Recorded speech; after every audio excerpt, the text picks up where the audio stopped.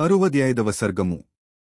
తూర్పు దిశయందు విశ్వామిత్రుని తపశ్చర్య, అతడు బ్రహ్మర్షియగుట. ఓ రామ! పిమ్మట ఆ మహాముని ఉత్తర దిశను వీడి క్రమముగా తూర్పు దిశకు చేరి తీవ్రముగా తపస్సైనర్చెను. ఓ రామచంద్ర! ఇంతకుముందు సంకల్పించిన రీతిగానే 1000 సంవత్సరముల పాటు ఆ మహాముని నిరంతరము మననశీలుడై మిక్కిలి కష్టసాధ్యమైన తపస్సును సాటిలేని రీతిగా దృఢదీక్షతో ఆచరించెను.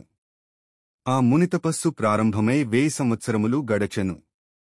శరీరము కట్టెవలె అయ్యెను. పెక్కు విఘ్నములు ఎదురయ్యెను. అయినను ఆయన కోపమునకు లోను కాలేదు. ఓ రామ! ఆ మహర్షి తిరుగులేని తన పట్టుదలను ఏమాత్రము సడలనీయక తపస్సును కొనసాగించెను. ఓ రఘువర!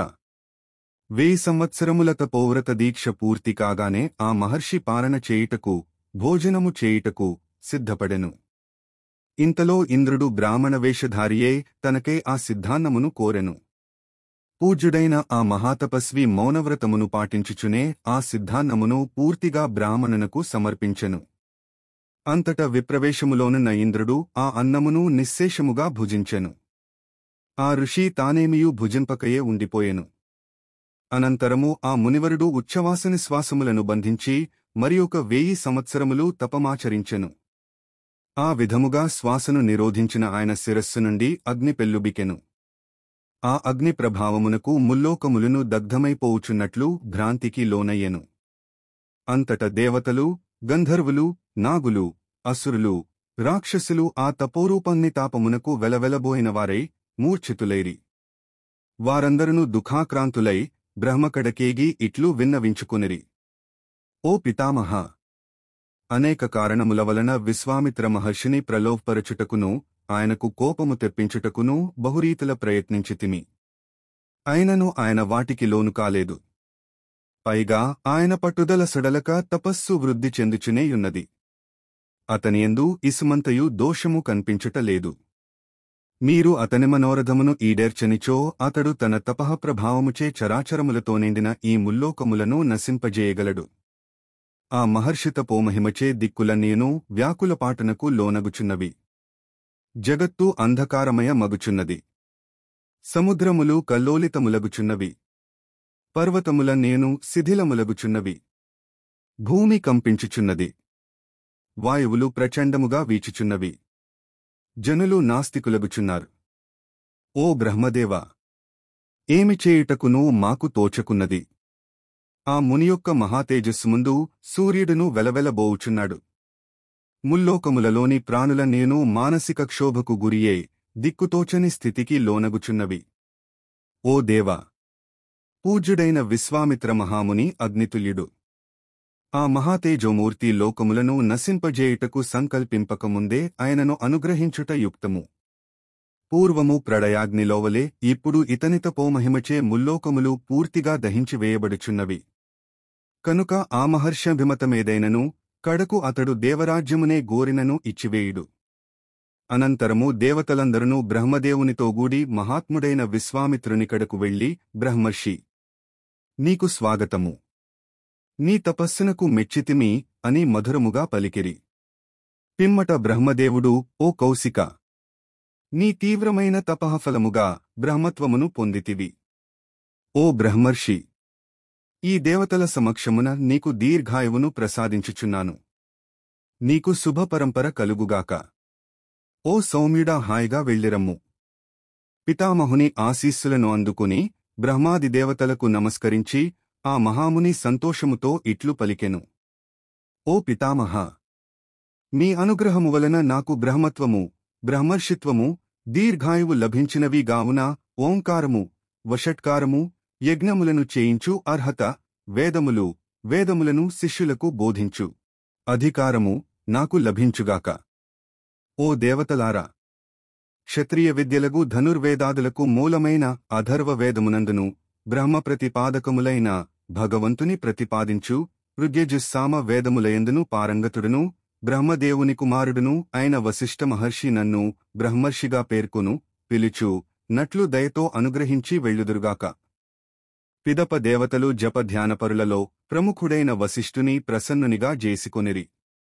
అప్పుడు ఆ వశిష్ఠుడు ఏవమస్తు అట్లే కానిమ్ము, అనగా యజ్ఞములను చేయించుటకును శిష్యులకు వేదములను బోధించుటకును నీవు అర్హుడవే. నీవు బ్రహ్మర్షివి అయితివి అని విశ్వామిత్రునితో పలికి అతనితో సఖ్యము చేసెను. అంతట దేవతలును నీవు నిస్సందేహముగా బ్రహ్మర్షివి, నీవు కోరినవి అన్నీయును సమకూరును అని పలికి స్వస్థానములకు వెళ్ళిరి. ఈ విధముగా ధర్మాత్ముడైన విశ్వామిత్రుడు ఉత్తమమైన బ్రహ్మర్షి పదవిని పొంది మంత్రజప తత్పరులలో శ్రేష్ఠుడైన వశిష్ఠుని పూజించెను. సఫలమనోరథుడైన విశ్వామిత్రుడు తపస్సును కొనసాగించుచునే భూమండలమంతయును సంచరించెను. శతానంద మహర్షి ఇంకను ఇట్లు నుడివెనో రామా, మహాత్ముడైన విశ్వామిత్రుడు బ్రహ్మర్షియయ్యెను. నిజముగా ఇతడు మునిశ్రేష్ఠుడు, మూర్తీభవించిన తపస్సు, నిరంతరము ధర్మతత్పరుడు, మహాతేజస్వి, పరాక్రమశాలి అని పలికి మహాతేజస్వి అయిన శతానందుడు మిన్నకుండెను.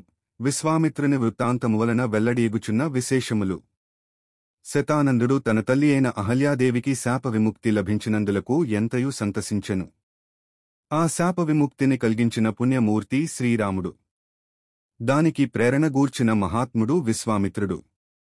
ఆ ఇరువురును శతానందునకు పరమపూజ్యులు. ఆ పూజ్యభావముతోడనే శతానందుడు తనకు ఉపకారము చేసిన విశ్వామిత్రుని చరిత్ర వైభవమును ప్రాసంగికముగా తెలిపెను. తమకు మేలు చేసిన వారిని విస్మరింపకయుండుట సత్పురుషుల లక్షణము. కామక్రోధములను జయించుట మిక్కిలి కష్టసాధ్యము. కామక్రోధములను జయించినవాడే బ్రాహ్మణోత్తముడు, బ్రహ్మజ్ఞాని. బ్రహ్మజ్ఞానము అబ్బుట అంత సులభముగాదు. బ్రహ్మవేత్తకు అపచారము చేయు వాని ప్రయత్నములన్నింటికిని విఘ్నములు ఎదురగుచునేయుండును. బ్రహ్మజ్ఞాని అయిన వశిష్ఠుని ఎడల అపచారము చేయుటవలననే విశ్వామిత్రుని తపస్సునకు పరంపరగా తీవ్ర విఘ్నములు ఏర్పడినవి. శతానందుడు రామలక్ష్మణులకు తెలిపిన విశ్వామిత్రుని వృత్తాంతమును విని జనకుడు వారి సమక్షమున కౌశికునకు అంజలి ఘటించి ఇట్లు నుడివెను. ధర్మాత్మా, ఓ మునీశ్వర, నాపై అనుగ్రహము ఉంచి రామలక్ష్మణులను తోడ్కొని నేను తలపెట్టిన యజ్ఞమునకు దయతో విచ్చేసితిరి. నేను ధన్యుడనైతిని. ఓ మహాత్మా, బ్రహ్మర్షులలో ఉత్తముడవైన విశ్వామిత్ర మహాముని, మీ దర్శనముచే నేను పవిత్రుడనైతిని. మీ దివ్యదర్శన ప్రభావమున నాకు పెక్కు ప్రయోజనములు సమకూరినవి. మహాతేజస్వివైన ఓ బ్రహ్మర్షి, శతానంద మహర్షిచే విస్తృతముగా ప్రస్తుతింపబడిన మీ మహాతపస్సును గూర్చి మహాత్ముడైన శ్రీరామునితో పాటు నేనును వింటిని. ఇచట చేరియున్న సత్పురుషులు అందరునూ మీ ఉదాత్తగుణములను గూర్చి వినిరి. ఓ విశ్వామిత్ర మహర్షి, అవిచ్ఛిన్నముగా కొనసాగిన మీ తపస్సు అద్భుతమైనది, ఊహలకు అందనిది. మీ బలము నిరుపమానము, మీ గుణములు ఇట్టివి అని చెప్పుటకు అలవికానివి. ఓ ప్రభూ, మునివర, ఆశ్చర్యకరములైన మీ కథలను ఎంతగా విన్నను తనివి తీరుటలేదు. సూర్యుడు అస్తాద్రిని చేర్చున్నాడు. సంధ్యావందనాదులకు ఇది సమయము. తపోధనులలో శ్రేష్ఠుడవైన ఓ మహాతేజస్వి, మీకు స్వాగతము. రేపు ప్రాతఃకాలమున మిమ్ము దర్శింతును. ఇప్పుడు వెళ్ళుటకు అనుమతిని ఇండు. జనకుడు ఇట్లు పలుకగా ఆ మునివరుడు మిక్కిలి సంతుష్టుడాయను. అతడు తన దర్శనమునకు సంతసించిన సత్పురుషుడగు జనకుని మెచ్చుకొనెను. వెళ్ళుటకే ఆ రాజునకు వెంటనే అనుజ్ఞను ఇచ్చెను. మిథిలాధిపతి అయిన జనక మహారాజు ఆ మహర్షితో అట్లు పలికి ఆయన అనుమతిని పొంది తన పురోహితులతో బంధువులతో గుడి ఆయనకు ప్రదక్షిణమనర్చి తన భవనమునకు వెళ్ళెను. ధర్మాత్ముడైన విశ్వామిత్రుడును మహర్షులచే పూజింపబడి రామలక్ష్మణులతో తన నివాసమునకు చేరెను. వాల్మీక మహర్షి విరచితమై ఆదికావ్యమైన శ్రీమద్ రామాయణమునందలి బాలకాండమునందు 65వ సర్గము సమాప్తము.